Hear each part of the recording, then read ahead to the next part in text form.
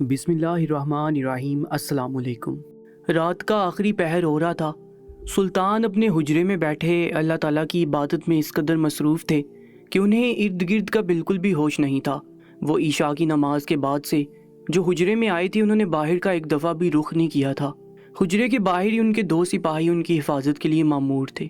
ویسے تو وہ خود بھی اپنی حفاظت کر سکتے تھے، اللہ تعالیٰ نے ان کو اتنی طاقت اور ہمت دی تھی کہ وہ اکیلے ہی ایک جنگ فتح کر لیں، لیکن وہ کبھی بھی خود کو بہت طاقتور اور سمجھدار نہیں مانتے تھے، ہمیشہ ہی عام لوگوں کی طرح زندگی گزارنے کے قائل تھے۔ سلطان اپنے سپاہیوں کے ساتھ بھی بالکل دوستانہ رویہ رکھتے تھے۔ کبھی بھی کوئی بھی سپاہی ان کے پاس آتا تھا تو اس کے ساتھ بہت ہی رحم دلی سے پیش آتے تھے۔ ایسا ہی حال ان کا اپنی رعایا کے ساتھ بھی تھا۔ انہوں نے کبھی بھی بادشاہ بن کر لوگوں پر روب نہیں جاڑا تھا اور نہ ہی بیجا سختیاں کی تھیں، لیکن سلطان کے اصول بہت ہی سخت تھے۔ جو بھی ان کے اصولوں کی پاسداری نہیں کرتا تھا، پھر سلطان کی سزا بھی ایسی ہوتی تھی کہ سامنے والا انسان اس کو برداشت کر لیتا تھا۔ سلطان کبھی بھی انسان کی برداشت سے زیادہ اس کو سزا نہیں دیتے تھے۔ ابھی انہوں نے نوافل ادا کیے ہی تھے کہ اچانک ہی ان کے حجرے کا دروازے پر کسی نے ہلکی دستک دی۔ اس وقت سلطان کو کوئی بھی پریشان نہیں کرتا تھا، لیکن اس پہر کسی کا دروازے پر دستک دینا انہیں چکنا کر چکا تھا، کیونکہ بات بہت بڑی تھی۔ جب بھی انہیں اس وقت پریشان کیا جا رہا تھا، ویسے بھی ان کی عبادت مکمل ہو چکی تھی۔ وہ اب تھوڑا آرام کی غرض سے اپنی خوابگاہ میں جانا چاہتے تھے، اس لیے انہوں نے اپنا مسلح اٹھایا اور ایک طرف کو رکھ کر وہ دروازے کے قریب آئے۔ دھیرے سے دروازہ کھولا تو سامنے 2 سپاہی اور وزیر کھڑے ہوئے تھے۔ ان کو دیکھتے ہی تینوں نے ادب سے سلام کیا اور حجرے میں آنے کی اجازت چاہی۔ وہ اس وقت کافی تھکے ہوئے تھے، لیکن انہوں نے بات سننا ضروری سمجھا، اس لیے راستہ دے کر ان تینوں کو اندر آنے کی اجازت دے دی۔ تینوں ہی سامنے کھڑے ہو گئے تھے، جبکہ سلطان بھی ان کے عین سامنے کھڑے ہوئے تھے۔ سلطان محسوس کر چکے تھے کہ وزیر کافی اضطرابی کیفیت کا شکار ہے، وہ شاید بولنے میں ہچکچا رہا تھا، اس لیے سلطان نے وزیر کی جانب دیکھتے ہوئے انہیں بولنے کا حکم دیا۔ وزیر تھوڑا ہچکچاتے ہوئے کہنے لگا، سلطان معظم جان کی امان پاؤں تو کچھ عرض کرنا چاہتا ہوں۔ سلطان نے سر کو ہلکی جنبش دی اور اجازت دے دی، جبکہ وزیر دھیرے دھیرے جو معاملہ پیش آ چکا تھا وہ ان کے گوشت گزارنے لگا، کیونکہ وہ بھی تھوڑی دیر پہلے ہی باہر گیا ہوا تھا۔ سلطان عبادت میں مصروف تھے، اس لیے وہ اکیلا ہی گشت پر نکل گیا تھا، لیکن جو وہ اپنی آنکھوں سے دیکھ کر آیا تھا وہ سلطان کے علم میں ہونا بے حد ضروری تھا۔ جبکہ سلطان وزیر کی باتیں سن کر حیران تھے، ان کی آنکھیں پھٹی کی پھٹی رہ گئی تھیں، جبکہ دماغ کی رگیں بھی واضح نظر آ رہی تھی۔ اس وقت انہیں غصہ بھی آ رہا تھا اور وہ حیران بھی تھے کہ ان کی رعایا میں ایسا کام ہو رہا ہے۔ انہوں نے وزیر کی جانب دیکھا اور حیرانی بڑے لہجے میں کہنے لگے، مگر ایسا کیسے ہو سکتا ہے؟ ایک انسان اور کتا نہیں، ایسا نہیں ہو سکتا۔ وہ بے ساختہ نفی کرتے ہوئے کہنے لگے تو وزیر ان کو پوری بات الف سے لے کر یہ تک بتاتا چلا گیا، اور اب سلطان کو اس بات پر یقین لانا ہی تھا، لیکن وہ ایک بار پھر وزیر کو پکا کرتے ہوئے کہنے لگے، سچ سچ بتاؤ، یہ بات حقیقت پر مبنی ہے نا؟ کہیں تم کوئی خیالی پلاؤ تو نہیں بنا رہے؟ اگر ایسا ہے تو میں پہلے ہی آگاہ کر دو تاکہ ہم اس مسئلے کی زیادہ چھان بین نہ کریں۔ جبکہ وزیر سلطان کی طرف دیکھتے ہوئے مضبوط لہجے میں کہنے لگا، سلطان معظم میں مرنا پسند کروں گا، لیکن آپ کے سامنے جھوٹ بولنا نہیں۔ ایک عالیشان بادشاہ کے سامنے میری کیا اوقات کہ میں جھوٹ بولوں؟ جبکہ سلطان وزیر کو ڈپٹتے ہوئے کہنے لگے، خاموش ہو جاؤ، فضول باتوں سے پرہیز کرو اور صحیح صحیح بات بتاؤ۔ وزیر نے ایک نظر سلطان کو دیکھا اور کہنے لگا، سلطان معظم، میں ابھی تھوڑی دیر پہلے ہی یہ سارا ماجرا اپنی آنکھوں سے دیکھ کر آ رہا ہوں۔ مجھے جہاں تک لگتا ہے کہ یہ معاملہ ہر حال میں آپ کی عدالت میں ضرور آئے گا، کیونکہ جس طریقے کا رد عمل وہ لوگ کر رہے تھے آپ تک یہ بات پہنچانی لازمی تھی۔ جبکہ سلطان اب پرسوچ نگاہوں سے وزیر کو دیکھتے ہوئے کہنے لگے، آپ اکیلے ہی گشت پر چلے گئے، آپ نے مجھے اطلاع بھی نہیں کی۔ جبکہ وزیر شرمندہ سا سر جھکا گیا اور میرے من مناتے ہوئے کہنے لگا، سلطان معظم، مجھے اچھا نہیں لگ رہا تھا کہ آپ کو اس وقت پریشان کروں، اس لیے میں خاموشی سے اکیلا ہی چلا گیا تھا۔ اگر آپ کو برا لگا ہے تو میں معافی چاہتا ہوں، آئندہ میں یہ کرنے سے گریز کروں گا اور آپ کی اطلاع کے بغیر نہیں جاؤں گا۔ سلطان دھیما سا مسکرائے اور قدم با قدم چلتے ہوئے وزیر کے قریب آئے اور ان کے کندھے پر ہاتھ رکھتے ہوئے کہنے لگے، ہمیں فخر ہے کہ آپ ہمارے وزیر ہیں جو اپنی ذمہ داری بخوبی جانتا ہے۔ ہماری فوج میں جتنے بھی سپاہی اور وزیر ہیں وہ سبھی ہمارے لیے قابل احترام ہیں، لیکن آپ کا مقام ہمارے دل میں سب سے زیادہ ہے، کیونکہ آپ ہماری ہر پریشانی کو سمجھتے بھی ہیں اور ہمارے ہر کام میں آگے سے آگے بھی ہوتے ہیں۔ بہت بہت شکریہ آپ کا۔ گشت پر جانے کے لیے اور ہماری ہر پریشانی کو اپنی پریشانی سمجھنے کے لیے۔ جبکہ وزیر نے بے ساختہ سر اٹھا کر سلطان کی جانب دیکھا تھا۔ وہ دھیمی مسکان چہرے پر سجائے وزیر کو دیکھتے ہوئے بول رہے تھے۔ وزیر نے سلطان کو مسکراتے دیکھا تو خود بھی دھیما سا مسکرایا اور سر جھکا کر سلام کر کے وہاں سے نکلتا چلا گیا۔ جبکہ سلطان حجرے میں ہی بیٹھ گئے تھے، ان کو سمجھ نہیں آ رہا تھا کہ جو باتیں وزیر ابھی بتا کر گیا ہے وہ سچ ہے یا نہیں۔ انہیں حیرت بھی تھی کہ ان کی رعایا میں ایسا کام ہو چکا تھا اور انہیں اس بات کا علم بھی نہیں ہوا تھا۔ کافی دیر تک وہ اپنے حجرے میں بیٹھے اسی بات کے بارے میں سوچتے رہے تھے۔ اس دوران فجر کی اذان بھی ہو گئی تھی، اس لیے انہوں نے حجرے میں ہی فجر کی نماز ادا کی اور حجرے سے نکل کر اپنی خوابگاہ میں آ گئے۔ وہاں ان کی بیوی ان کے بستر پر لیٹی نیند کی وادیوں میں گم تھی۔ ایک نظر انہوں نے اپنی زوجہ کو دیکھا اور ان کے پہلو میں ہی نیم دراز ہو کر جلدی نیند کی وادیوں میں کھو گئی۔ تھوڑی دیر بعد ہی سورج طلوع ہو چکا تھا۔ جیسے سورج سر پر آیا سلطان کی آنکھ فوراً کھل گئی تھی۔ انہوں نے فوراً اٹھ کر غسل وغیرہ کیا اور ناشتہ تناول کر کے دربار کی راہ لے لی۔ اس دوران انہوں نے اپنی زوجہ سے بھی بہت سی بات چیت کی تھی جو ان دونوں کے مابین ہی رہنے والی تھی۔ جیسے وہ دربار میں داخل ہوئے تو تمام درباری ان کو آتا دیکھ اپنی نشست سے کھڑے ہو چکے تھے، جبکہ سلطان ایک شان سے چلتے ہوئے دربار میں داخل ہو گئے تھے۔ ان کے دربار میں قدم رکھنے کی دیر تھی کہ ان کے نام کی نعرہ بازی شروع ہو گئی تھی۔ سب لوگ ہی سلطان کا نام لے کر زندہ باد کا نعرہ لگا رہے تھے۔ سلطان کے چہرے پر ایک دھیمی مسکراہٹ تھی۔ وہ قدم با قدم چلتے ہوئے اپنی نشست کے پاس آئے اور وہیں پر کھڑے ہو کر سب پر ایک طائرانہ نگاہ ڈالی تو سب کے چہرے پر ہی ایک پرجوش سی مسکراہٹ تھی۔ سلطان نے سب کو دیکھتے ہوئے بلند آواز میں سلام کیا اور سب کو بیٹھ جانے کا حکم دیا، جبکہ سب سلطان کے بیٹھنے کا انتظار کر رہے تھے۔ سلطان اس بات سے واقف تھے، اس لیے بنا کچھ بولے اپنی نشست پر بیٹھ گئے تھے۔ ان کے بیٹھتے ہی تمام درباری بھی اپنی اپنی جگہوں پر بیٹھ چکے تھے۔ سلطان نے سب درباریوں کا حال احوال دریافت کیا اور دربار کا آغاز کر دیا۔ یہ ان کے روز کا ہی معمول تھا، وہ ہمیشہ اپنے درباریوں کا حال احوال دریافت کرتے تھے۔ اگر ان کے درباریوں کو بھی کوئی مسئلہ پیش آتا تھا تو دربار کا آغاز ہونے سے پہلے ہی سلطان اپنے درباریوں کا مسئلہ حل کر کے پھر رعایا کو دربار میں آنے کی اجازت دیتے تھے۔ دربار کا آغاز کیا جا چکا تھا۔ رعایا اپنے مسائل لے کر سلطان کی خدمت میں حاضر ہو رہی تھی، جس کو سن کر سلطان فوراً ہی ان مسائل کا حل نکال رہے تھے۔ اگر مسئلہ بڑا تھا تو اس کو کل پر ڈال رہے تھے، لیکن انہوں نے کسی کو بھی مایوس کر کے نہیں لوٹایا تھا۔ ابھی وہ انہی سب چیزوں میں مگن تھے کہ اسی دورانیے میں ایک عورت دربار میں کتے کے ساتھ حاضر ہوئی۔ سلطان کو یہ چیز بڑی معیوب لگی تھی۔ کتا جانور حرام ہے، اس لیے سلطان دربار میں کتے وغیرہ کو لانے کی اجازت نہیں دیتے تھے، لیکن کتا لانے والی کی جنس عورت تھی اور وہ عورت ذات کی ہمیشہ عزت کرتے تھے، ان سے ادب و احترام سے بات کرتے تھے، اس لیے انہوں نے ہاتھ کے اشارے سے ہی اپنے سپاہی کو اشارہ کر دیا تھا کہ اس عورت کو دربار میں آنے دیا جائے۔ اس عورت کے ساتھ کیا مسئلہ تھا جو وہ کتے کے ساتھ دربار میں حاضر ہو رہی تھی؟ وہ سیدھا چلتی ہوئی سلطان کی نشست کے بالکل عین سامنے اپنے کتے کے ہمراہ کھڑی ہو چکی تھی۔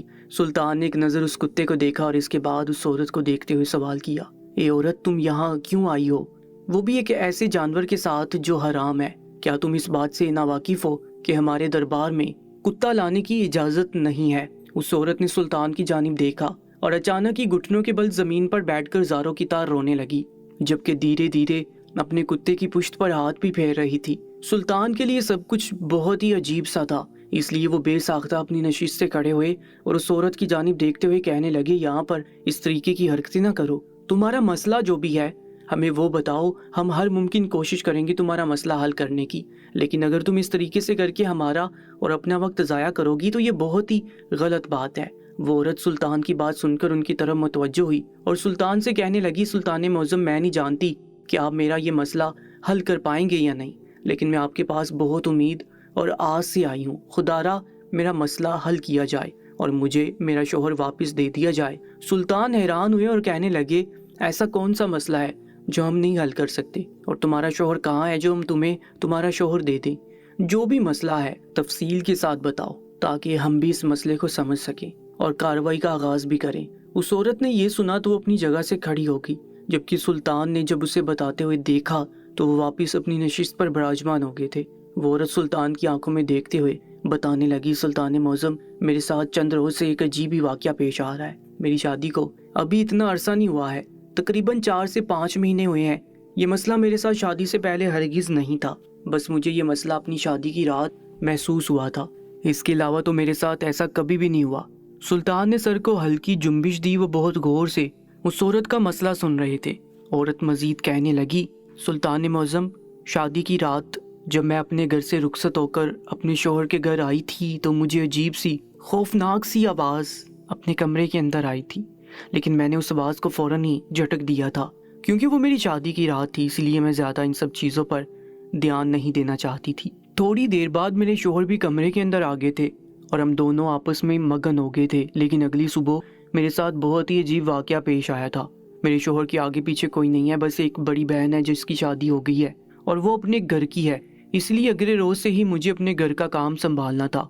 मेरे शौहर को काम पर जाना था, इसलिए मैं उठकर उनके लिए नाश्ता तैयार करने किचन में गई। मैं खुद में ही मगन नाश्ता तैयार कर रही थी कि अचानक ही मुझे एक नौमौलूद बच्चे के रोने की आवाज़ आई। मैं बेसाख्ता किचन से निकलकर बरामदे में आई थी। मैंने चारपाई पर बाकायदा अपनी आंखों से छोटे से बच्चे को रोते हुए देखा। मैं बहुत ज़्यादा खौफजदा हो गई थी। न जाने वो बच्चा किसका था जो हमारे घर के अंदर मौजूद था। पहले तो मैं उस बच्चे के करीब जाना चाहती थी, लेकिन मेरे दिल में एक अजीब सा डर पैदा हो गया था। इसलिए मैं वापस घर के अंदर गई और अपने शौहर को बताया कि बाहर चारपाई पर किसी का बच्चा बहुत बिलक बिलक कर रो रहा है। हम दोनों को चाहिए कि हम उस बच्चे को उठाकर उसे चुप करवा दें। मेरी शौहर हैरान हुई और कहने लगी, अरे पागल हो गई हो क्या? यहाँ पर कैसा नौमौलूद बच्चा? यहाँ पर तो कोई बच्चा नहीं है तुम्हारे अलावा, और मेरे अलावा तो यहाँ पर कोई नहीं है। शायद तुम्हें कोई गलत फहमी हुई है। मेरे शौहर समझ रहे थे शायद मुझे वहम हुआ है, लेकिन मैंने फ़ौरन ही उनकी गलत फहमी दूर की और उनका हाथ थाम कर बाहर ले आई। लेकिन बाहर आते ही मेरे 14 तबक रोशन हो गए थे। मेरी आंखें फटी की फटी रह गई थी क्योंकि चारपाई पर कोई बच्चा मौजूद ही नहीं था। मैं हैरान थी कि यह बच्चा कहाँ गया। अभी थोड़ी देर पहले ही तो वो बच्चा चारपाई पर लेटा रो रहा था और वहाँ मौजूद ही नहीं था। मैं हैरानी बड़ी निगाहों से ये मंजर देख रही थी, जबकि मेरे शौहर कहखा लगाते हुए कहने लगे, मैंने कहा था ना तुम्हें वहम हुआ है। शायद रात भर नींद न आने की वजह से तुम्हें ऐसे वहम हो रहे हैं। नाश्ता तैयार करने के बाद तुम सो जाना। मेरे शौहर मुझे टाल चुके थे, लेकिन सुल्तान मुअज़्ज़म, मैंने खुद अपनी आंखों से वो बच्चा चारपाई पर देखा था। मैं हैरान थी कि वो छोटा सा बच्चा खुद वहां से कैसे जा सकता है। यकीनन हमारे घर में कोई आया था जो उस बच्चे को लेकर गया था।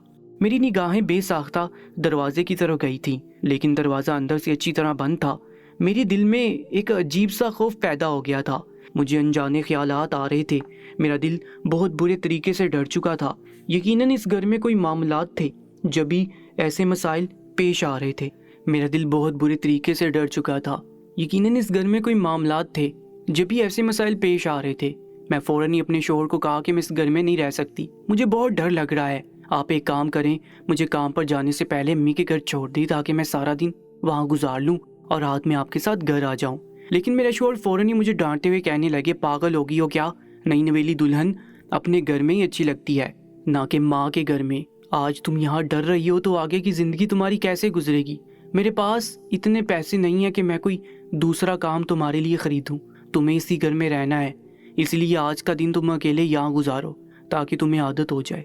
मेरा दिल बहुत बुरे तरीके से डर रहा था। मैं मुसलसल अपने शौहर की नफ़ी कर रही थी, लेकिन वो मेरी बात सुनने के रवादार ही नहीं थे और मुझे तन्हा छोड़कर वो नाश्ता करने के बाद चले गए। मुझे बहुत डर लग रहा था। इससे पहले मैं कभी भी अकेले घर में नहीं रही थी। शादी से पहले तो मेरे साथ ऐसा कुछ नहीं हुआ, इसलिए मैं मुतमिन थी कि शादी के बाद भी मैं आराम से रह लूँगी अपने घर में, भला कैसा डर। लेकिन ऐसा कुछ भी नहीं हुआ था। जो बच्चा मैंने अपनी आंखों से देखा था और उसका गायब हो जाना मुझे बहुत ही ज़्यादा खौफ में मुब्तला कर चुका था। मैं एक जगह पर ही बैठी रह गई थी क्योंकि मुझ में बिल्कुल ही हिम्मत नहीं थी कि मैं बाहर कमरे में जाकर काम वगैरह करूं। लेकिन कब तक मैं कमरे में बैठी रहती। शाम में मेरे शौहर ने आ जाना था। घर भी बहुत ज़्यादा गंदा हो रहा था और खाना वगैरह भी बनाना था, इसलिए मैं अल्लाह के नाम की तस्बीह करते हुए खड़ी हुई और घर का काम वगैरह करने लगी। मैं किचन में खाना बना रही थी कि अचानक ही मुझे ऐसा महसूस हुआ जैसे मेरे पीछे कोई खड़ा हो। सुल्तान मुअज़्ज़म, जब मैंने पीछे मुड़कर देखा तो मेरे 14 तबक रोशन हो गए क्योंकि मेरे पीछे एक बहुत ही खूबसूरत मर्द खड़ा हुआ था। वो दिखने में बहुत ही हसीन था। एक पल को तो मैं भी उसे देखकर मबहूत रह गई, लेकिन फ़ौरन होश की दुनिया में लौटी क्योंकि यह हकीकत थी। अगर कोई मर्द मेरे घर में मौजूद था तो ये बहुत ही गलत बात थी। और अगर इस दौरान मेरे शौहर घर में आ जाते और वो उस गैर मर्द को मेरे साथ देख लेते तो न जाने वो क्या सोचते, क्योंकि अभी हम दोनों के बीच इतनी ज़्यादा बातचीत नहीं थी। मेरी शादी का दूसरा दिन ही था। मेरे शौहर मुझ पर शक कर सकते थे। मैं यकदम ही खौफजदा हो गई थी और उस अजनबी मर्द की तरफ देखते हुए मैंने उसे जाने के लिए कहा था कि तुम यहाँ से जाओ, कौन हो तुम? मैं बहुत ज़्यादा घबरा भी चुकी थी, इसलिए मुझे कुछ समझ नहीं आ रहा था मैंने क्या करना है। जबकि मेरी बात सुनकर वो खूबसूरत नौजवान मुस्कुराया और कहने लगा, मैं यहाँ से जाने के लिए नहीं बल्कि तुम्हें ले जाने के लिए आया हूँ। तुम्हें देखते ही मुझे इश्क हो चुका है। मैं तुम्हारे साथ ज़िंदगी गुजारना चाहता हूँ। अगर तुमने मेरी बात को नहीं माना तो याद रखना, तुम्हारे लिए तुम्हारी ज़िंदगी बदतरीन कर दूंगा। तुम मरने की दुआएं करोगी लेकिन तुम्हें मौत भी नसीब नहीं होगी। मुझे नहीं मालूम था वो कौन शख्स था जो मेरी शादी के दूसरे दिन ही मुझसे ऐसी बातें कर रहा था। मैंने उस अजनबी शख्स की तरफ देखा और उसको कहा कि तुम कौन हो और क्यों मेरी ज़िंदगी बर्बाद करना चाहते हो। मेरी शादी अभी अभी ही हुई है। मेरे शोहर मेरी इस खता को माफ़ नहीं करेंगे। खुदारा मुझ पर रहम करो और यहाँ से चले जाओ। मैं तुम्हारे साथ ना कहीं जाऊँगी ना ही तुमसे मोहब्बत करूँगी, क्योंकि मैं अपने शोहर की वफादार रहना चाहती हूँ। मैं उस आदमी को तहम्मुल से समझाकर भेजना चाहती थी, क्योंकि मैं नहीं चाहती थी कि कोई मसला मेरे लिए बाद में बने। जबकि वो अचानक ही एक अजीब सी आवाज़ में कहकहा लगाने लगा था और देखते देखते वो कदम ब कदम पीछे होता चला गया और बरामदे में जाते ही वो गायब हो गया। मैं भागकर बरामदे में आई, लेकिन वहाँ पर वो खूबसूरत नौजवान मौजूद ही नहीं था। यानी वो कोई अजीब ही मखलूक थी। मैं बहुत ज़्यादा खौफजदा हो गई थी। काफ़ी देर तक मैं चारपाई पर बैठी ज़ारों की तार रोती रही थी। यकदम ही मेरे दिल में बहुत ज़्यादा खौफ पैदा हो गया था। इसलिए मैं अपनी जगह से उठी और अपने गिर्द चादर लपेट कर अम्मा के घर चली गई। रात को जब मेरे शोहर घर आए और मैं उन्हें नहीं मिली तो वो अम्मा के घर आए। उन्होंने वहाँ आकर मुझे बहुत डांटा कि तुम्हें अकेले इतनी दूर नहीं आना चाहिए था, लेकिन उन्हें मैं कुछ भी बताने से कासिर थी। मुझ में हिम्मत ही पैदा नहीं हो रही थी कि मैं इस वाक़ये के बारे में उन्हें बताती। वक्त का काम है गुजर जाना। मैं अपने शोहर के साथ उस रात ही घर आ गई थी। हमारी ज़िंदगी अब सुकून से गुजर रही थी। 2-4 दिन तो बहुत आराम से गुजर गए थे, लेकिन फिर से मेरे साथ वही सब वाक़यात पेश आने लगे। कभी उस बच्चे का देखना तो कभी अजीब अजीब सी आवाज़ों का आना। मैंने अपने शोहर को भी तमाम तर बातों से आगाह कर दिया था, क्योंकि मैं नहीं चाहती थी कि वो कोई और ही मतलब आहज़ कर लें। जबकि मेरे शोहर मुझे पागल कहकर टाल देते थे कि तुम अजीब अजीब सी बातें करती हो, तुम पागल होगी हो, ऐसा कोई मसला मेरे घर में नहीं है। लेकिन वो इस बात को तस्लीम ही नहीं कर रहे थे कि बहुत बड़ा मसला उनके घर में हो चुका है और उनकी बीवी पर भी अब वो मसला आ जाएगा। लेकिन वो इस बात को समझ ही नहीं रहे थे। और एक रात मेरी पूरी ज़िंदगी तब्दील हो गई, क्योंकि उस जिन ने मुझे कहीं का नहीं छोड़ा। मैं पानी पीने की गरज से जैसे ही कमरे से बाहर आई तो सामने वो नौजवान खूबसूरत मर्द बैठा हुआ था। उसने मुझे देखकर मुस्कुराहट उछाली और कहने लगा, आज मैं तुम्हारे साथ वो सब करूँगा जो मैं तुम्हारे साथ करना चाहता हूँ। मैं तुम्हारा आशिक हूँ और तुम्हें अपने साथ ले जाने आया हूँ। अगर तुम मेरे साथ चलने पर आमादा नहीं हुई तो आज ही मैं तुम्हारे शोहर को कुत्ता बना दूंगा और तुम्हारे साथ सारी रात गलतकारी करूंगा। अगर तुम मुझे रोकोगी तो तुम्हारे साथ भी मैं वही करूंगा जो मैं तुम्हारे शोहर के साथ करने का इरादा रखता हूँ। उस नौजवान मर्द की बात सुनकर मैं अंदर तक कांप गई थी। मैं फ़ौरन ही उसके कदमों में बैठ गई और उसकी नफ़ी करते हुए कहने लगी, नहीं नहीं खुदारा, मेरे साथ ऐसा जुल्म ना करें। आप तो एक जिनज़ाद हैं। आपके पास तो बहुत सी लड़कियाँ आ जाएंगी। आप जिसके साथ चाहें अपनी रात रंगीन कर सकते हैं, लेकिन खुदारा मेरी हंसती खेलती ज़िंदगी को बर्बाद ना करें।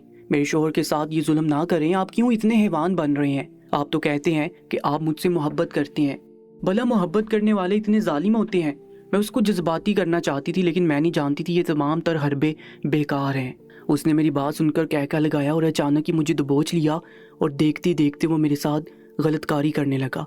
सुल्तान मौज़म वो मेरे जिस्म पर ऐसे काबिज हुआ था जैसे मैं उसकी ही मलकियत हूँ। वो अपनी मनमानी करके मुझसे दूर हुआ और घर से गायब हो गया। मैं जब रोते हुए कमरे के अंदर आई तो सामने का मंजर देखकर मेरी रूह तक कांप गई। मुझे यकीन नहीं आया कि ऐसा हकीकत में भी हो सकता है। सुल्तान मौज़म क्योंकि सामने बिस्तर पर मेरे शोहर की बजाय यही कुत्ता मौजूद था। उस जिनज़ादे ने अपनी बात को पूरी कर दिया था और उसने मेरे शोहर को कुत्ता बना दिया था। सुल्तान मौज़म मेरी ज़िंदगी बर्बाद हो गई। मैं कहीं की नहीं रही। इस जिनज़ादे ने मुझे कहीं का नहीं छोड़ा। सुल्तान मौज़म कुछ भी करके मेरे शोहर को वापस ला दे। मेरी शादी को अभी इतने रोज़ भी नहीं हुए। मैं अपनी हंसती खेलती ज़िंदगी दोबारा शुरू करना चाहती हूँ। मैं वादा करती हूँ कि मैं ये शहर और ये घर ही छोड़कर चली जाऊँगी। बस आप कुछ भी करके मेरा शोहर मुझे लौटा दें। वो लड़की रोती जा रही थी और अपना मसला सुल्तान को बताती जा रही थी। सुल्तान हैरान थे कि ऐसा हकीकत में भी होता है, लेकिन वो जल्दी खुद को काबू करके उस औरत को दिलासा देकर वहाँ से भेज चुके थे। थोड़ी देर बाद ही दरबार का इख्तिताम कर दिया गया। वो अपने मखसूस कमरे में बैठे अब तमाम तर वाक़यात के बारे में सोच रहे थे। कल रात जो बातें वज़ीर ने उनके गोश गुजारी थी वो कुछ इस तरह थी कि वो अपनी आंखों से एक घर को देख कर आया है जहाँ पर बहुत से कुत्ते रहते हैं और वहाँ पर 2 आदमी भी मौजूद हैं जो उन कुत्तों की पुश्त पर हाथ फेरते हुए आपस में उन्हें तमाम तर वाक़यात को बहस कर रहे थे कि कितना मज़ा आता है ना दूसरों की बीवियों की इज्जतों को तार तार करके और उनके मर्दों को दूसरे शहर भेजकर दुश्मन ममालिक का सिपाही बनाने में सुल्तान को उस औरत की सारी बातें समझ आ गई, यानी ये काम भी उन दोनों नौजवान मर्दों का ही था। सुल्तान ने रात का इंतजार किया था क्योंकि उन दोनों मर्दों को रंगे हाथों पकड़ना चाहते थे और इन बेकसूर मर्दों को भी उनकी बीवियों के पास वापस लौटाना चाहते थे। रात का दूसरा पहर होते ही सुल्तान अपने वजीर और अपने सिपाहियों के हमरा उस घर की जानिब गामजन हो चुके थे, क्योंकि दोपहर के वक्त वो दोनों नौजवान घर से गायब हो गए थे और वहाँ पर एक कुत्ता भी मौजूद नहीं होता था। उनको रंगे हाथों वो लोग रात के वक्त ही पकड़ सकते थे। सुल्तान और वजीर जैसे ही बिना कुछ सोचे समझे उस घर में दाखिल हुए तो सामने वो दोनों मर्द बैठे उन कुत्तों की पुश्त पर हाथ फेर कर कहका लगा रहे थे। लेकिन सामने सल्तनत के बादशाह और उनके वजीर को देखकर वो अंदर तक कांप गए थे और बेसाख्ता अपनी जगह से खड़े होकर भागने की कोशिश करने लगे। लेकिन सुल्तान ने फौरन ही अपने सिपाहियों को हुक्म दिया था और उन दोनों मर्दों को गिरफ्तार करके अपने साथ ले गए थे और रात के वक्त उन दोनों मर्दों को काल कोठरी में बंद कर दिया गया।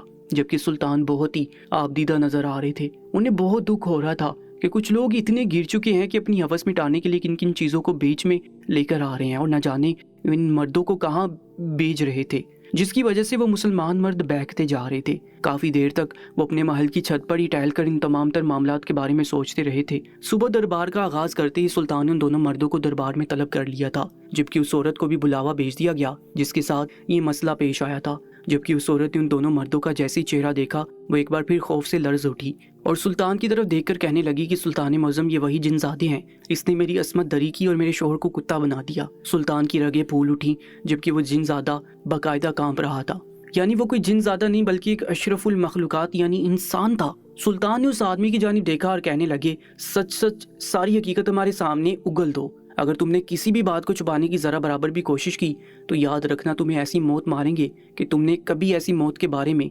तसव्वुर भी नहीं किया होगा। उस आदमी ने जब ये बात सुनी तो वो रट्टू तोते की तरह सारी हकीकत सुल्तान के सामने खोल चुका था कि वो कोई जिनजात नहीं बल्कि एक इंसान है। वो ये हरकतें हर जगह करते हैं, लोगों की बीवियों से हवस मिटाते हैं और उनके मर्दों को दूसरे ममालिक में भेज देते हैं। फिर वो सुल्तान की सल्तनत के खिलाफ साजिश रचकर इस सल्तनत पर हमलावर होते हैं और इन मर्दों की जगह उन औरतों को कुत्ते थमा दिए जाते हैं। ये बात सुनकर सुल्तान का गुस्सा आखिरी आसमान पर पहुंच चुका था। वो अपनी नशिस्त से गुस्से के आलम में खड़े हुए और डांटते हुए कहने लगे, अभी के अभी हमारे तमाम मर्दों को जहाँ जहाँ तुम लोगों ने भेजा है वहाँ से वापस बुलवाओ, नहीं तो याद रखना हम तुम्हें ऐसी मौत अभी के अभी मारेंगे कि तुमने सोचा भी नहीं होगा। वो आदमी सुल्तान की बात सुनकर घुटनों के बल जमीन बोस हो गया और हाथ जोड़ते हुए कहने लगा, सुल्तान मुअज़्ज़म, जैसा आप कहते हैं वैसा ही होगा, लेकिन खुदारा हमारी जान बख्शी कर दी जाए, हम दोबारा ऐसा काम नहीं करेंगे। सुल्तान ने उस आदमी को एक नज़र देखा और सर इस बात में हिलाकर कहा कि जाओ पहले इन आदमियों को बुलाओ, इसके बाद ही हम तुम्हारा फैसला करेंगे। जबकि उन दोनों मर्दों के पीछे सुल्तान ने अपने कुछ सिपाही भी छोड़ दिए कि अगर ये लोग भागने की कोशिश करें तो इन्हें वापस पकड़ लिया जाए। जबकि आनन फानन फौरन ही बहुत से मर्द वापस आ गए थे, लेकिन कुछ मर्द ऐसे भी थे जो वापस नहीं आना चाहते थे और इन मजहब को कबूल करके इन सल्तनत में ही शामिल हो गए। तो बहुत से मर्द जंगे लड़ते हुए शहीद हो गए, लेकिन वो आदमी वापस आ गया जिसकी बीवी दरबार में शिकायत लेकर आई थी। जबकि सुल्तान ने फौरन ही उन दोनों मर्दों को बड़े दरबार में ही सर कलम कर दिया, क्योंकि उनके असूलों में एक बात ये भी शामिल थी, जिनाकारी करने वालों को जिंदगी नहीं देनी है। जबकि वो औरत सुल्तान का शुक्रिया अदा करके अपने शोहर के हमरा वापस लौट गई थी। इस वाक़े से ये बात साबित होती है, बाज़ुकात इंसान को जो चीज़ दिखाई जा रही होती है वो सच पर मबनी नहीं होती, इसके पीछे भी बहुत से राज छुपे होते हैं। लेकिन अगर इंसान बेवकूफ़ी करके आंखों देखे पर यकीन कर ले तो वो इस तरीके से ही खौफ से लरजता रहता है और दिखाए हुए झूठ पर भी यकीन कर लेता है। रोज़ाना एक नया सच्चा वाक़या सुनने के लिए चैनल को सब्सक्राइब करके साथ मौजूद बेल आइकन पर भी क्लिक कर लीजिएगा।